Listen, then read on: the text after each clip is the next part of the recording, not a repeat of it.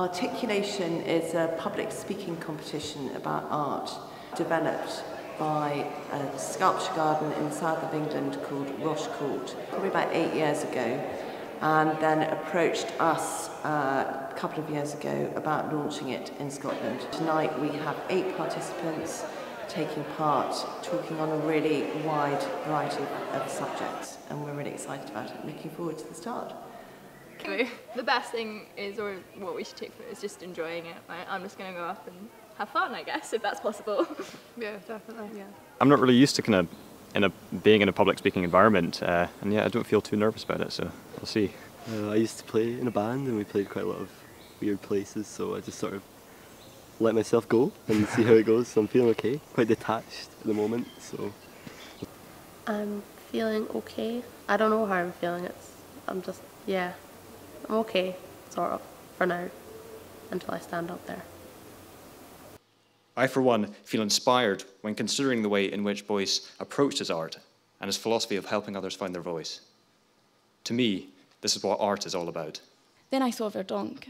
Immediately, I was struck by the intensity of the character in front of me. I wanted to know more about him, perhaps even meet him, as the spark in his eyes, the grin hidden behind the moustache, and the fact that he was willing to be posed in such a humorous way hugely intrigued me. It's very much about confidence building for young people. It's engaging people that might not normally like speaking in public, but because they're talking about what they love, then they find it quite easy. And, you know, I've certainly had that feedback. The rebel of 17th century art. This is just a taster for people to understand what it is, and for us to be able to use to demonstrate that to people next year.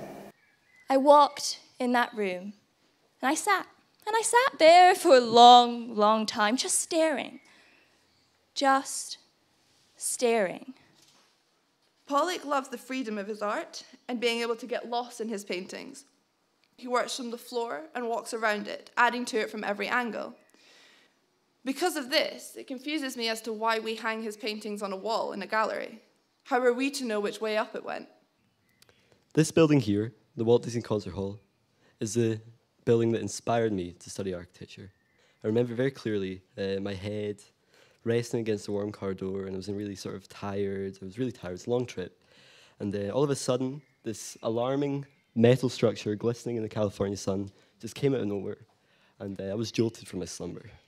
With Miyazaki retiring this year with his final film, The Wind Rises, it's left the animation world with a question: who's going to carry his legacy on?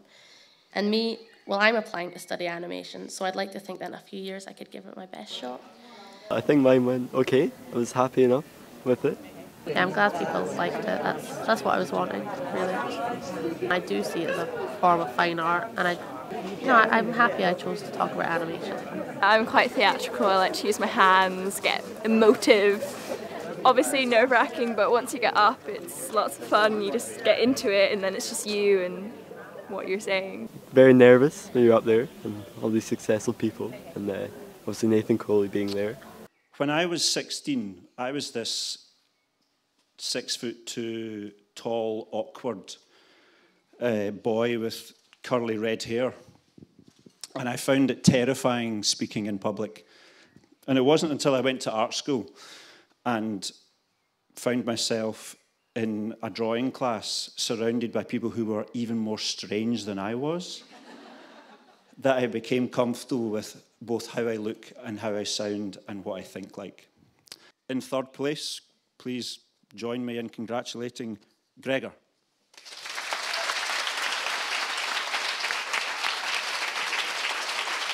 In second place, Connie.